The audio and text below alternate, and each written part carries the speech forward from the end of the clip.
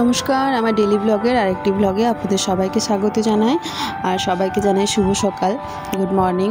আর এখন সকাল 6:15 মতো বাজে। ঈশানকে আমি স্কুলের গাড়িতে চাপিয়ে দিয়েছি, এবার আমি একটু হাঁটতে এসেছি। আজকের ওয়েদারটা খুব সুন্দর, না বৃষ্টি হচ্ছে, ঝরঝরে পরিষ্কার আকাশ, আর রোদও দেয়নি, আর খুব সুন্দর হাওয়াও দিচ্ছে।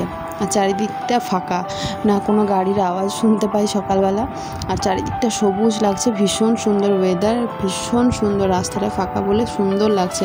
আর সকাল থেকে আমার মেজাজটা বেশ ফুরফুরেও হয়ে গেল।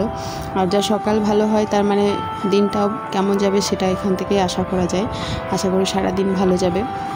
তো চলুন মর্নিং ওয়াক সেরে বাড়িতে যাই। এবার চলে এসেছি বাড়িতে। আর বাড়িতে এসে প্রথমে আমি যেটা খাবো সেটা হলো বিটরুটের জুস। সেটা বিটরুটটাকে একটু গ্রেট করে গরম জলে একটু ফুটিয়ে নিয়েছি, তারপর সেটাকে ছেঁকে আর একটু ঠান্ডা জল মিক্স করে সেটা আমরা দুজনে খেয়ে নেবো। ঈশানের বাবা উঠে পড়েছে, ওকেও দিয়ে দেবো, আর আমিও একটুখানি খেয়ে নেবো। তারপর চা খাবো।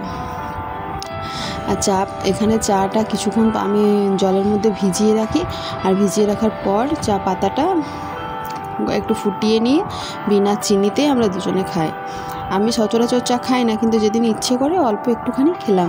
তো এখন ঈশানের বাবাকে চাটা দিয়ে আসবো, আর আমিও অল্প একটুখানি খেয়ে নেবো, তারপর রান্নার দিকে এগোবো।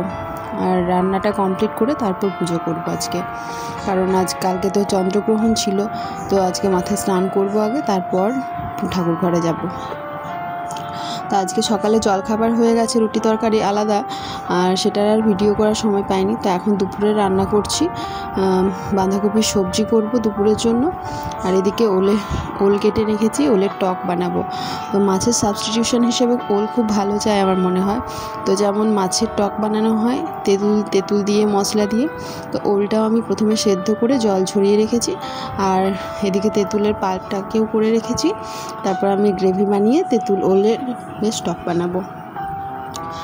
আর এখন ঘড়িতে মোটামুটি প্রায় ওই 9:30 10টা বাজে। আমার স্নান ও পুজো সব হয়ে গেছে। এবার একটু জলখাবার খেয়ে নেব।